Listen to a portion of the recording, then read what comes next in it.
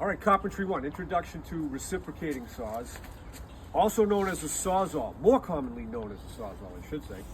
So this is a Milwaukee sawzall. It's the most popular one in the industry. And the boss asks you to get the reciprocating saw, they're gonna ask you to get the sawzall. But the sawzall is just the brand name. It's from Milwaukee. This is their brand name for that, okay? This is a reciprocating saw. This is made by Craftsman, and it does the same thing. This is a reciprocating saw made by Rigid. So again, if a young worker, go get the sawzall, and if they might come back with this, that would be the right thing to do. This is a battery operated one, and when you're changing out the battery, you want to make sure that you hit the lock button here so that the power is shut off. Because if you bump into that by accident while you're changing the blade, you could injure yourself. To change the blade, you turn this knob here, and the blade slides out. And if you look at the blade, you'll see there's a little hole on the blade and a little nub on the end. That lines up inside the tool. And when I turn this, I'm pulling a pin inside, and that pin slides through that opening, and that's how that stays in. Different types of blade for different types of work. This is a medium metal blade. It's for cutting medium to thin metal to medium metal, however you want to say it. I'm going to unlock this, and that's how it works. This is the shoe. When you're working with the tool, you want the shoe to be up against the material so that you're not getting a vibration. Like, you see what's happening if I'm not holding it properly, the saw is moving back and forth. Right? I personally prefer a corded tool when it comes to, this is a double insulated tool. And what that means is the house and the electrical components inside here are sealed from the weather. So technically you don't need a ground. So there's no ground on this one, it's proper. I'm plugging it into a three-pronged outlet, which is okay. Some people might think that's missing if you don't know what you're doing, right? And so here it is. This is a double insulated tool. I don't need that ground. Put the tool cords together, make a little loop, slide them through, plug them in. And I like to do this so that this doesn't come unplugged while I'm working. This is for cutting wood, metal, PVC.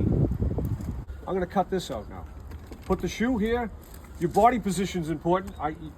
I'm right-handed, so my right leg is behind me for balance, my left leg is forward, and my left arm and hand is forward on the tool, and my right is holding the handle and the trigger. The shoe goes up tight against the material. You want to hold it in place. Just like a handsaw, you want to let the saw do the work. If I push down hard on the tool, I'm only stressing out the tool, and it's not as efficient as just letting the saw do the work. Notice when I stop this tool, it runs for a little bit. It doesn't stop immediately. So that's why it's important to have your legs in the right position, because if you cut through something and you swing down, you might strike your leg. So you want to keep your leg down. When you're cutting through a piece of material, if you know you're going to break through, like this bridging here, I'm going to cut here. Now, the opposing hand to the trigger can be held this way or this way, whichever is comfortable. I'm going to hold it here. And notice there's a rim around this to protect your fingers.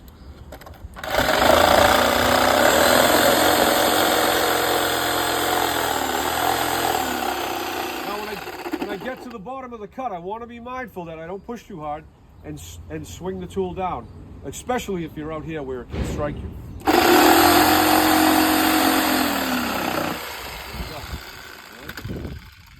And you can cut nails.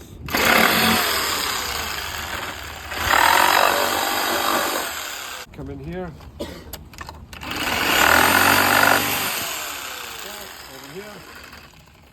If you're able to free it up a little bit, you can get it out of your way.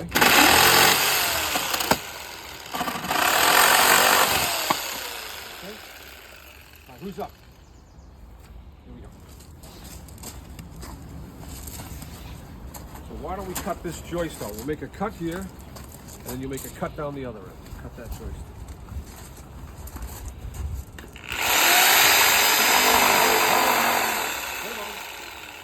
Anyway, what happened? What did we do wrong there? Anybody? Not to pick on. So she had it up here. She fired it up, and then you brought it down, right? You want to put the shoe to the work in place, and then do your cut.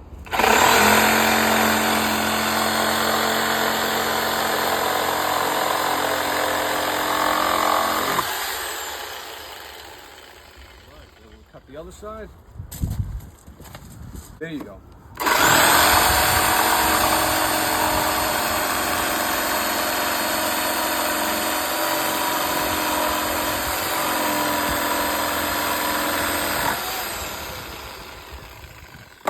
Now you can see how useful this is for remodeling, right? If you were going in, you got to take a wall out or cut an opening in a wall.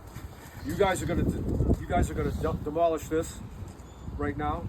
Practice with that. So take pieces of it for practice, and just cut it up and we'll pile it up and then toss it up. Okay? Be mindful of the nails. All right. How about it, guys? Ah, nice, nice. How about the other one? He's good. Yeah. All right. No flip-flops in shop.